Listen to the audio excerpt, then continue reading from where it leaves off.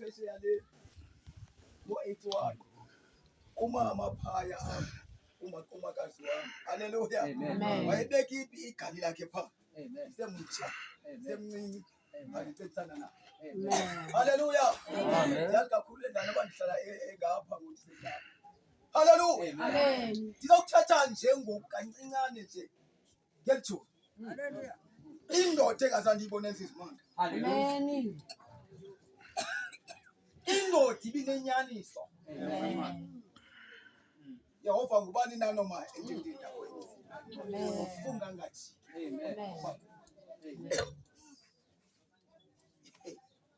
umshumayeli bafana amen ebeshumela ivangeli kathi ngizama ukuthi le ndoda uba ukhokile ingena apha enkonzweni ndinapho kule nkonzo amen haleluya yabekwa yangena kwibandla nje eba ereform kwakho isekete yasetsomo yanikwa indawo amen haleluya amen yazibonakalisa pha wathi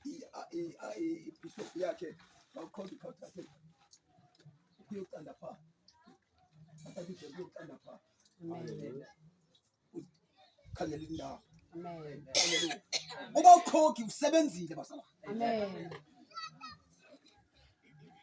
yenye imini xa bendilapha ekhaya ngize nje njengomuntu openshileyo ngiyafika phaya xa ndisebenza phaya ke imali obona uqhuba mkhulu kuba benza ntoni na phaya eCambridge ifika kugcwele ngabantu haleluya ngizama ukuthi kuba ukhokhi usebenzile ibingumshumayeli lo isinaba sihleli sidiscussa ngomntu oza kushumayela ilizwi kaThixo wonke umuntu abefundisi nebishop lithi siyakhokhi amen ufuna bathathe ukhokhi amen haleluya ibingayi ngoba shumayeli abashumayeli abathi xa bethethayo umshumayeli esithi uLuka ligqira amen le ndoda ibithi uLuka ngugqira amen kuba ukhabe fuwa beshumayeli abantu abeshumayela umfumshana athi uLuka lo ligqira amen iqonda lomshumayeli lo akayazi Never befundisi amen ngokhoki ebengathula ukuthi ukhokhi njengela ndisipha ukuthi kaLuka 12 athi andizazochitha amasiko nesithethe ebengathi ukhokhi athi uYesu sangatsho ebesithi zange mbuna ndize athi uYesu andizangachitha kuthethe nabaprofeti amen haleluya ebengabashumayeli njalo ukhokhi ebebashumayeli abathethe ivangeli kaThixo ngokuthe cha haleluya sithetha ukuthi sibona imisebenzi le ndoda sizama ukuthi ke ngoku nabantu athi ngexesha elide basala ngoba ixesha silethwa lixesha indoda mswasebathawini amen sizama ukuthi kuningce nani bantwana bakho silahlekile kakhulu umsebenzi cha into endifuna ukuyithetha abantu balapha ekhaya lokuthi nje kukhulu siyabulela kakhulu ngoba siboleka indoda ifana nale haleluya isebenzile kakhulu amen enkonzi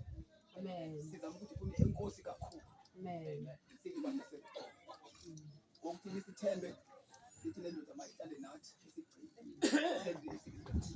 amen nakunike nisakuthi nimkhulule izizinto haleluya yekani ingozi le indlela yakhe le haleluya wonke umuntu lona uza kuhamba ngendlela Nkosi yami haleluya yiba lento ndingapha eQueenstown yafonela kuthiwa hey alela madoda sihlobo sami entesibusana ndizobuya ke kulo ndawo leyo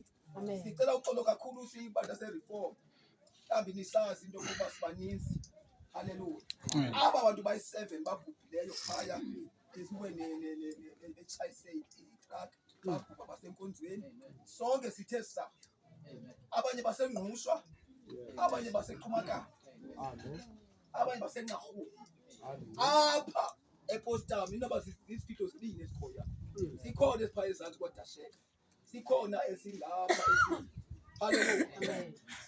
pha eMCC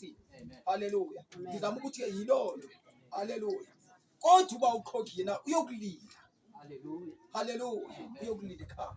sihlobo sami entesibusana Ngoke ndizakuthi sithetha ukuthi ndigqibile apho sizakubheka ngokwengubeni. Haleluya. Ndizafuna abantu balapha ekhaya umuntu ozawuthatha le ngcubo. Amen. Haleluya. Amen. Kuba ikhona ingubo. Ikhona ingubo.